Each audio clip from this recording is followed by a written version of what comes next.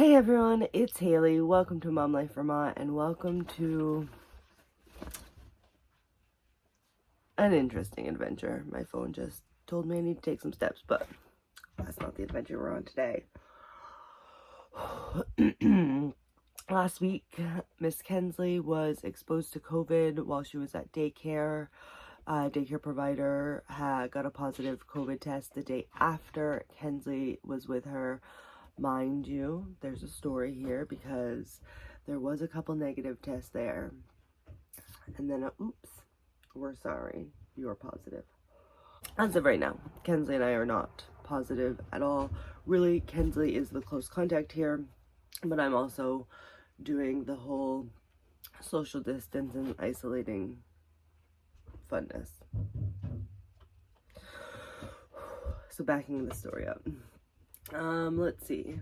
Where does the story really begin? I think it really begins at the fact that there has been one COVID case at Kensley's school.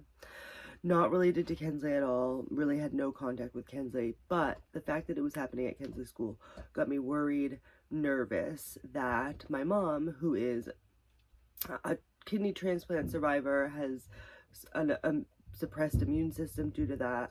I just was worried about having Kensley over there with COVID happening in her school. One of my best friends let me know that she was able to provide childcare to me if I wanted it once a week. So hopped on that bandwagon. And Kensley spent her first day there last week. Really fun, really fabulous. I had known about the COVID test that they had taken, and I knew that they had been negative. One test was a rapid test. Kens went over there, had fun, had a really great day. I think it's really good to have Kensley, who goes to school 2 days a week, get additional time with children and things like that. So it went really well. And then the next day, I got a call me ASAP text message. So I called ASAP. And that is the point where I was informed that they had a positive COVID test and that Kensley would be considered a close contact, and that the Department of Health would be contacting the positive person as well as the close contacts. Here in Vermont, they are doing this stuff where you get a positive test, the Department of Health will outreach to you. Through that outreach, they would do contact tracing, so anybody that was in contact with that person, and contact tracing is very specific to more than 15 minutes, not social distanced, not masked, to standing in line with somebody so that 15 minutes hanging out with that person, that's considered a contact. If you're in line behind somebody at the grocery store, not contact. Needless to say, Kensley's considered a close contact. And that happened last Thursday. It is currently Monday. And what that basically means is, as of Wednesday, so Wednesday, Thursday, Friday, Saturday, Sunday. So we're on day 5 of quarantine. It means we can't leave our house, can't see anybody, can't do anything. We're able to get out. Day 7 with negative COVID test, or day 14 with no symptoms. Day 7's also with no symptoms. If you have symptoms, then I think your 14 days last longer than 14 days. I have to finish my coffee. I have to get to work. Kensley would be up. We're doing preschool at home due to this fun adventure. I'll talk more about it. I'm just tired drinking my first coffee. Let me wake up. And I'll see you guys. Hope you guys enjoy this little look at the next 2 weeks. You'll see the ups, you'll see the downs, you'll see positive, negative tests. You'll see, not positive tests, I was just going to say you see the positives and the negatives, and then I just thought of tests. So anyway, enjoy your coffee and enjoy this video. Good evening, everyone.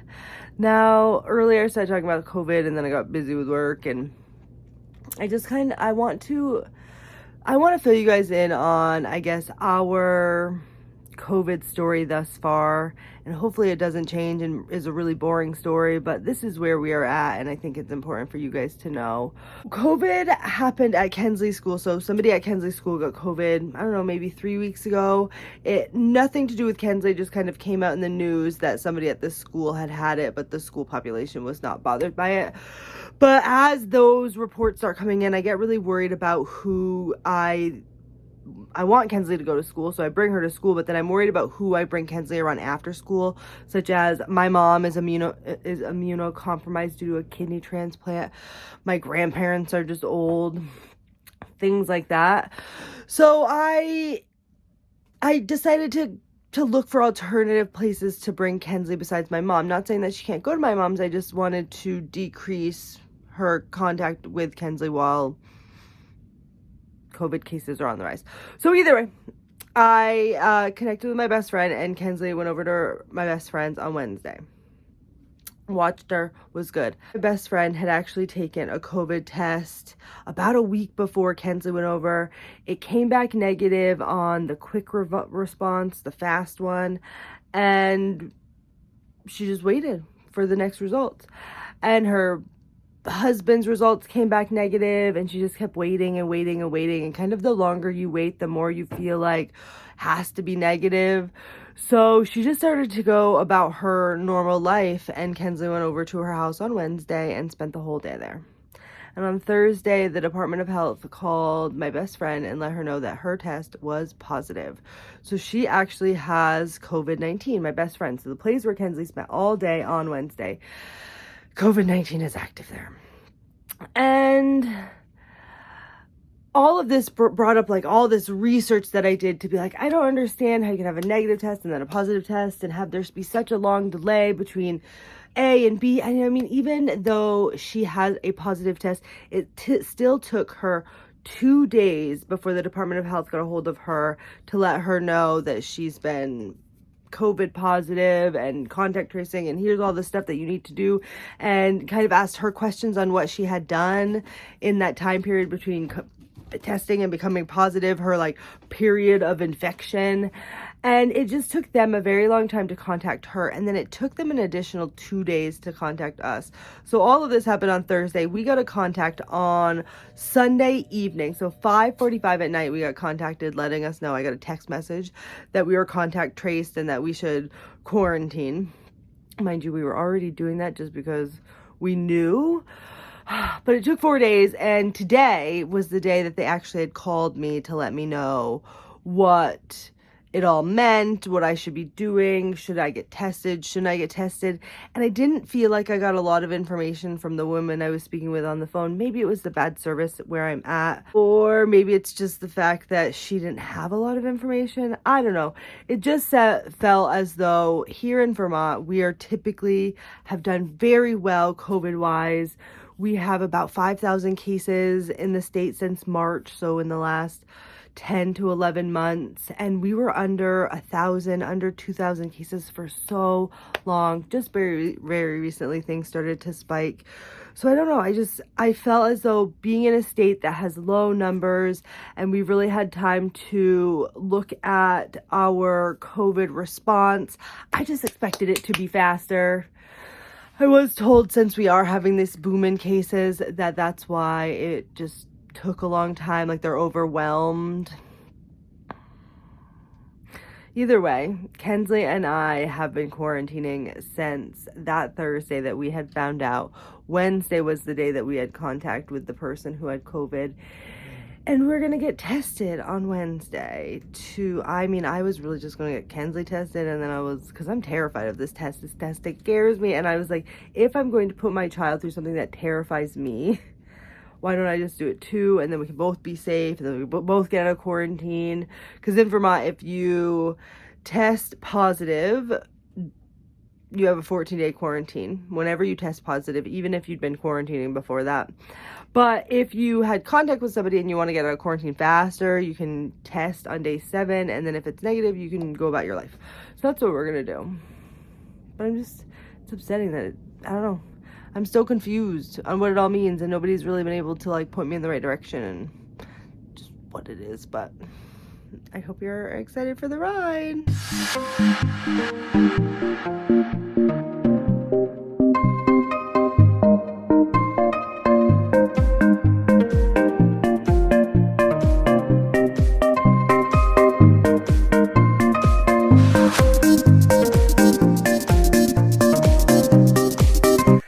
Good morning, everyone. Welcome to day 7 of quarantine, of COVID close contact precautions. Today is actually the day where Kensley and I get COVID-19 tested, and I'm terrified, absolutely terrified. I don't know. I'm nervous. I feel like not my cup of tea. I have a really bad gag reflex. Is that going to affect my ability to do this test well? Which the test is a Q-tip up your nose, like all the way to your ear. I think it's a long ways, and I'm just nervous. I feel like I have like childhood trauma regarding like shoving my finger up my noses. I have several of them. My one nose. And this beard. Look at it. Somebody's gonna comment on it. It's here. Deal with it. Go watch parts of this channel. Like, it wouldn't be that surprising to some of you, but some of you just seem like you want to comment on it. I'm nervous. That's all I wanted to say. Kensley's not even up yet. She seems really okay with this. We've chatted about what's going to happen, and I just don't know if she knows, but maybe that's for the best. I have to be brave, so that I feel like I'm gonna go first. If I'm not brave, then she's not brave. And I really am just thinking it's 1 minute of my life. It's not even probably going to last a minute, but it's just like 1 minute of my life. After that, we'll be able to come home and continue to quarantine for a couple of days. But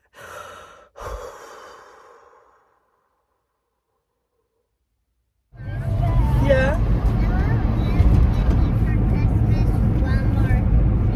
What?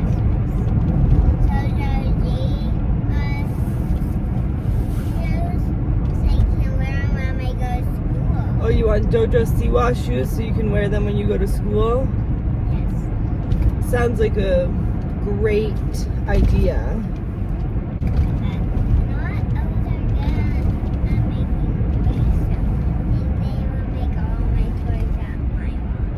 You think the elves are good at making toys, so they'll make all the toys you want? Yeah. Seems legit. Wait, I can't do it. You can do it. Bring your hands in the front of you. We're zombies. Can you do your best zombie voice?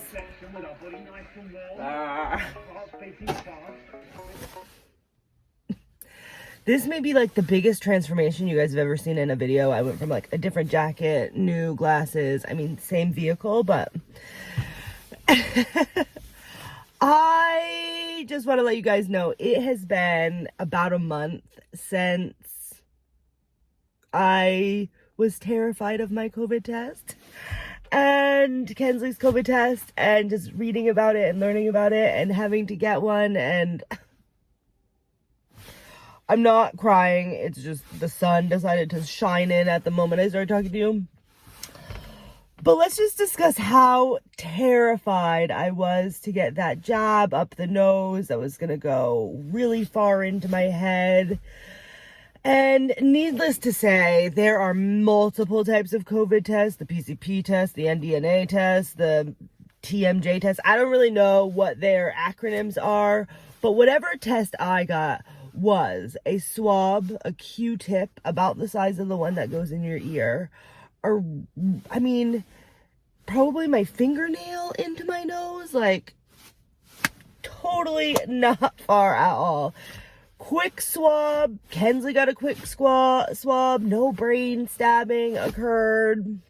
And we survived. We definitely survived. So easy, so quick. I do have to say, I was a little perturbed about the whole fact that we kind of got lost on our way there, but it didn't really matter once we were inside. It just kind of made me a little nervous to think that there could be people walking in there that have COVID, and that's like the front door of the building, but whatever, that's not here nor there. I ended up waiting, so I got the test on, what was it, maybe a Wednesday, and we had results by Friday morning. They were negative. Kenzie was able to go back to school for a couple of days before going on vacation for the holiday, and we were able to resume normal life at that point. I don't know how much I've told you. I mean, it was a couple of weeks ago, but in Vermont, how it at least had been working was if you were in close contact with somebody with COVID, then they put you under close contact quarantine. So basically you had to quarantine, and after they said to get tested immediately and then get tested at 7 days, but we just hunkered down and waited for the health department to call us to kind of tell us, because I mean, everything I was learning was just on the internet. I was upset that it took almost 4 days for the health department to contact me, and it just made me think that I was very lucky to be able to know that I was in close contact, get right into quarantining, and then waiting the 4 days for the health department. There are probably people who don't maybe know that they're close contacts and are just walking about, and stuff like that. Just like, I can't think about it. I can't think about it. So anyway, it took about 4 days for the health department to contact me. And by that point, I was like, I will set up an appointment for day 7. That way we can just get one brain jab and go about our lives, hopefully. And ended up working out because we didn't get brain jabbed. We got negative tests and we quarantined for 7 days. We did not get any symptoms. It was really interesting because the person that we had close contact with who had COVID really was symptomaticless, asymptomatic, I think it's called. So yeah, that was my COVID experience. COVID is very much still happening. I mean, you guys are watching this probably the beginning of February. All of this happened in December and January. So yeah. COVID is definitely still happening. I haven't been vaccinated. We're going to get vaccinated. People are getting vaccinated. It's a slow rollout here in Vermont. Or maybe the US, I don't know. It'll be interesting to see how this all plays out at this point. But at this point, with the close contact, we definitely have tightened our circle and taken much more precautions. I don't know if there are much more precautions, but I just think about them more, like wearing my mask. I've been wearing a mask the whole time. Not the whole time. I've been wearing a mask since they've been required to be worn. And FYI, there are going to be videos here coming up where it's the start of the pandemic and I'm not wearing a mask because everything was changing and different and nobody knew what was happening. We are now nearly a year into this and we get it now. We get it. At least I get it. I'm about to go to the doctors here. I have a physical therapy appointment, but I got my mask. Just dropped Kenzie off at school in her mask. Good. Anyway, I hope you guys enjoyed this kind of look at my experience with COVID. Mind you, I didn't get COVID, so that would have been a very different story. But I'm grateful that Vermont has kind of a really great system set up to ensure that the population is safe, and we in Vermont have done a fairly good job. I think that we've gotten COVID fatigue and lax and things have just, it's trial and error. We try to open up a little bit and it doesn't go so well, so we close a little bit more and then we try again, and it's worked. We are, I think, just at over 10,000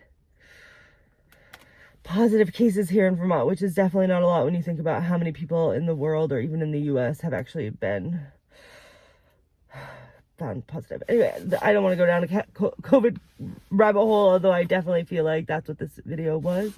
But I hope you guys enjoyed my experience. If you guys have an experience with COVID that you want to share, feel free to share it down in the comments or make your own video and tag me in it and let me know. But I hope you guys have a great day and I will see you later. Bye-bye.